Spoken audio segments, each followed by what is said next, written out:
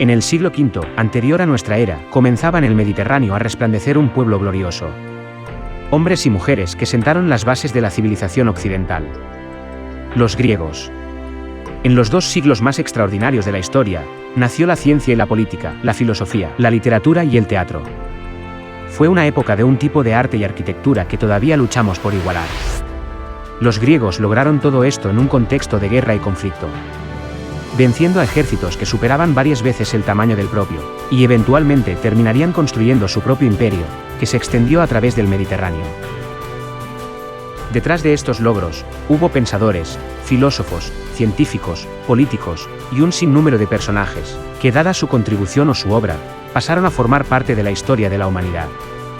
En este 6º capítulo de nuestra serie Origen, te contamos todo sobre un periodo clave en la historia de la antigua Grecia, la civilización que cambió al mundo. Es el del momento en el que se sientan las bases de la construcción de uno de los imperios más importantes de la antigüedad. Exploraremos todo sobre este periodo de la historia de Grecia, durante los próximos 15 minutos.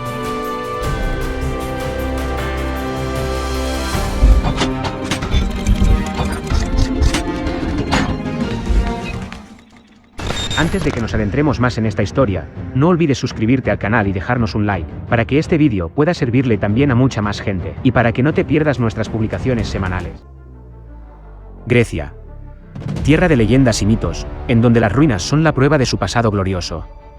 Pero por siglos, Grecia no fue el tipo de lugar en el que se esperaría que surgiera un imperio.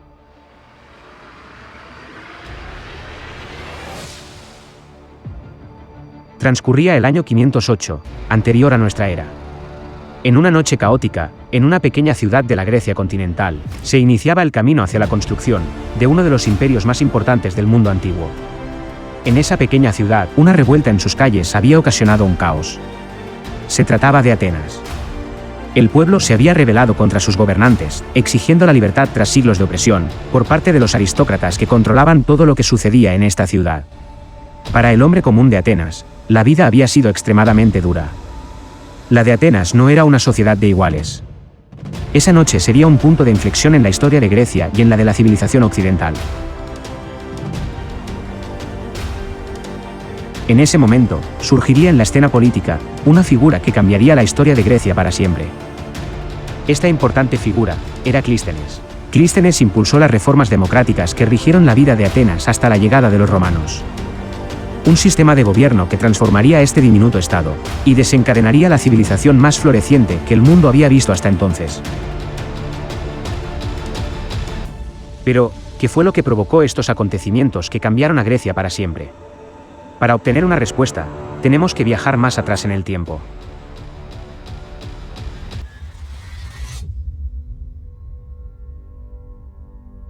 Al finalizar la Edad Oscura de Grecia, comenzó la Edad Arcaica. Para entender todo sobre los orígenes de la civilización de la antigua Grecia, hasta llegar al periodo de la Edad Oscura, te dejo aquí arriba un enlace a otro de nuestros episodios. Exploremos ahora lo que sucedía en Grecia mucho antes, en el siglo VII anterior a nuestra era. El periodo de la Edad Arcaica abarcó el lapso que fue desde el año 776 al 499 anterior a nuestra era. Es el momento en el que los griegos necesitaron más tierras y consiguieron expandir sus territorios. La antigua Grecia como nación, en realidad nunca existió como tal. Este no era un estado con una frontera establecida, o una capital, sino una multitud de ciudades distintas, y completamente independientes.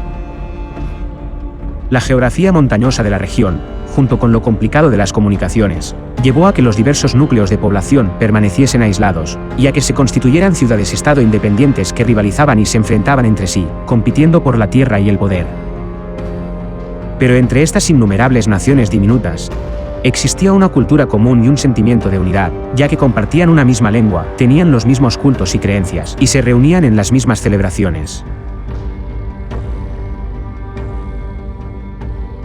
El mundo físico de Grecia no es el tipo de lugar en el que se esperaría que surgiera una gran civilización, que se convirtiera en un imperio.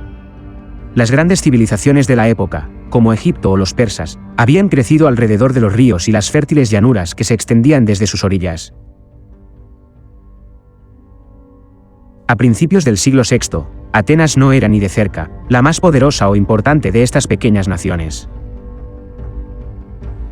Pero en el sur de Grecia, había una ciudad-estado que tenía un poder militar que parecía que podría llegar a dominar todo. Hablamos de Esparta.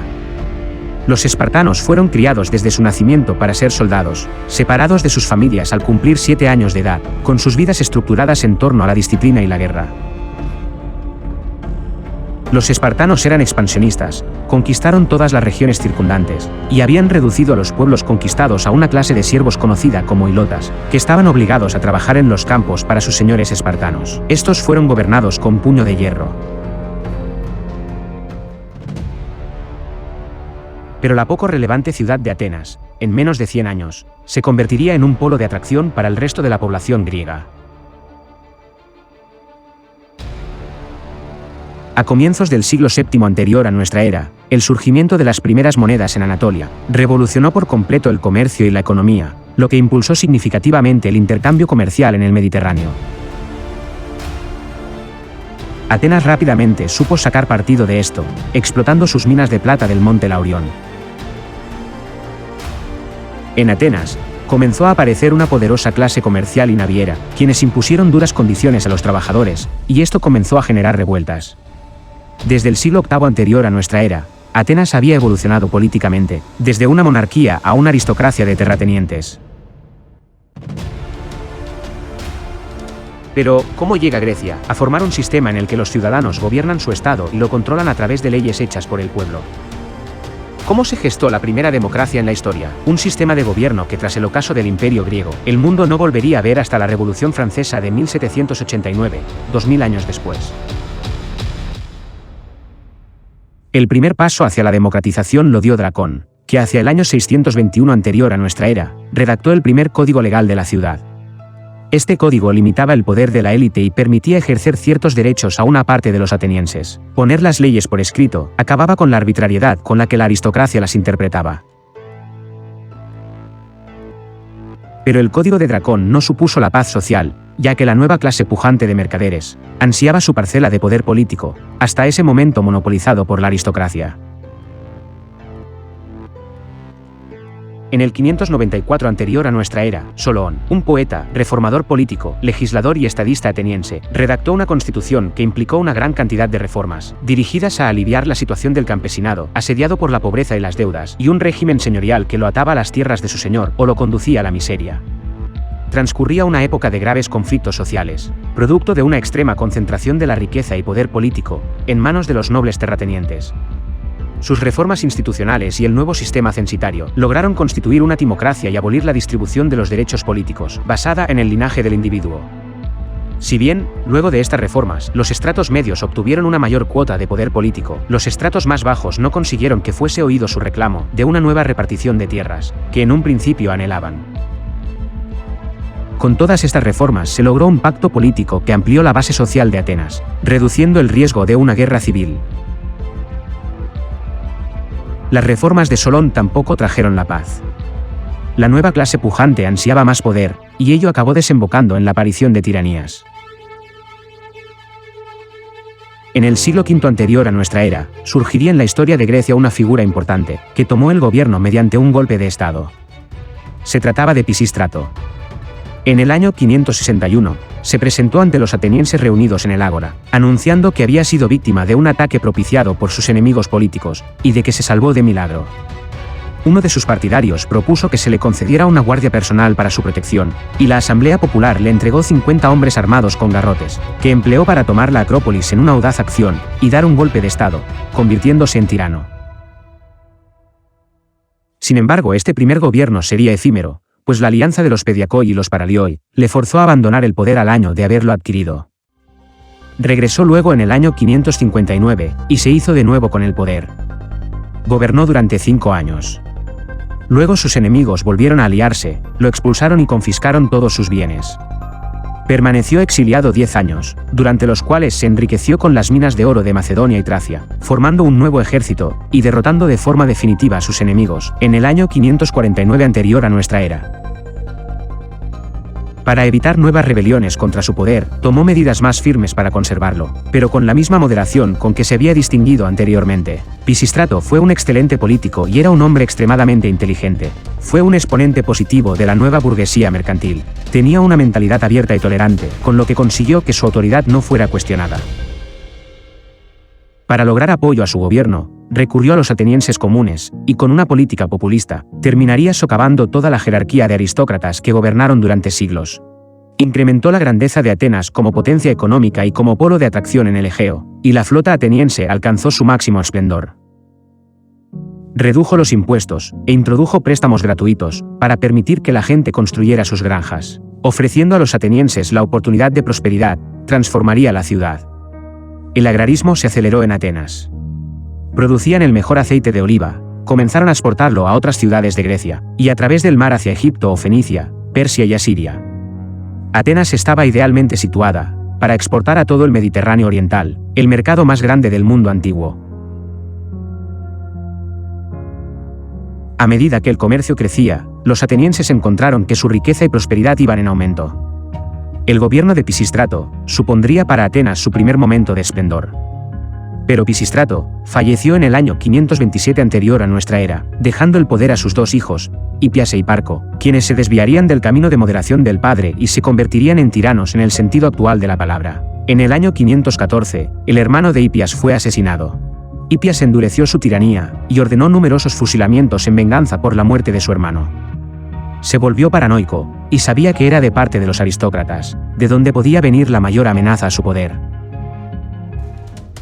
En el año 510, anterior a nuestra era, Clístenes, un noble ateniense, armaría una conspiración para derrocar a Hipias. ¿Pero quién era Clístenes? ¿Por qué se lo identifica como el padre de la democracia? Clístenes formaba parte de una familia aristocrática ateniense, y había sido criado desde su nacimiento para ser un gobernante.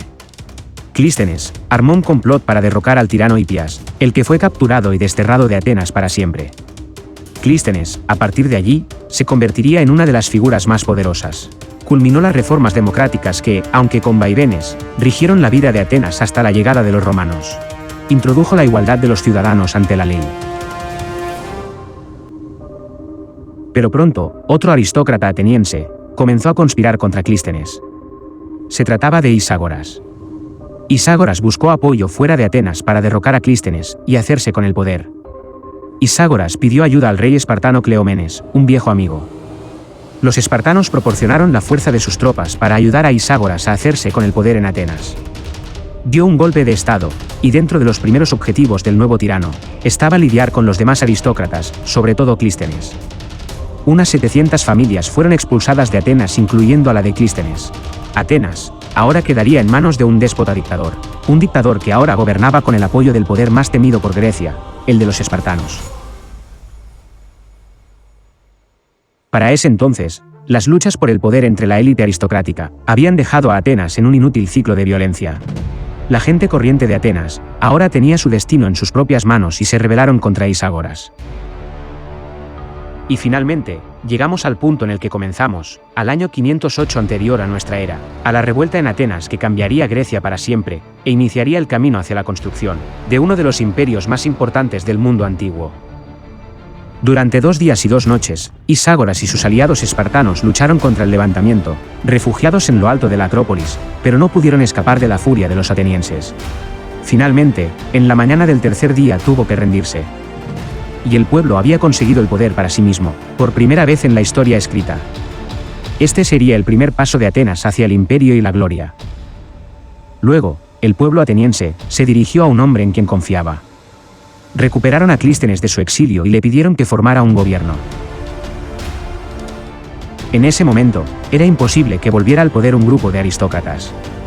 Entonces Clístenes tuvo que diseñar una revolucionaria solución gubernamental.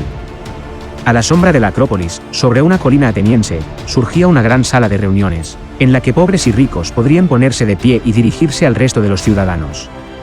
Surgía así la gran asamblea ateniense, que se reuniría cada 9 días, para votar temas referentes a toda la administración del Estado.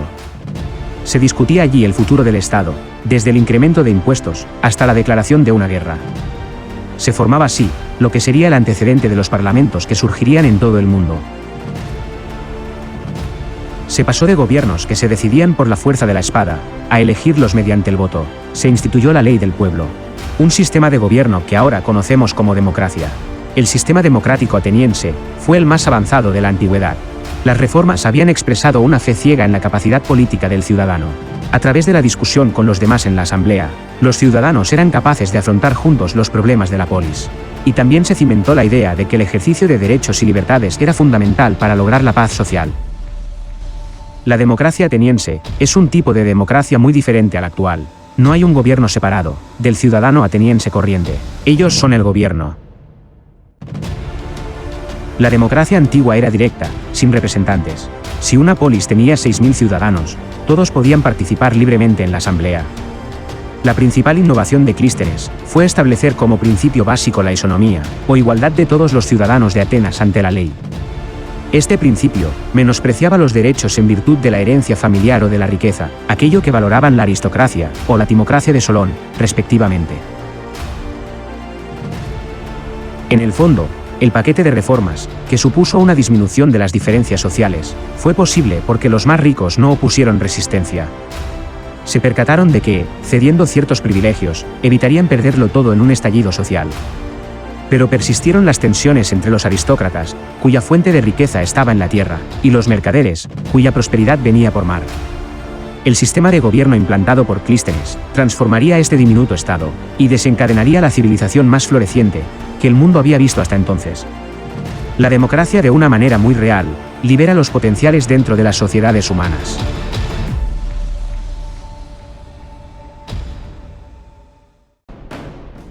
En ese momento, mientras la democracia de Clístenes se fortalecía, en el este, se congregaba una nueva amenaza. Darío I, rey del poderoso imperio persa, la mayor potencia de la época, comenzó a percibir que Atenas se había convertido en una amenaza, luego de que enviara su apoyo a las ciudades jónicas, tras su sublevación contra el imperio persa. En ese momento, el rey Darío movilizó un ejército de 30.000 hombres para invadir Atenas. Clístenes se iba a enfrentar entonces a su prueba más dura.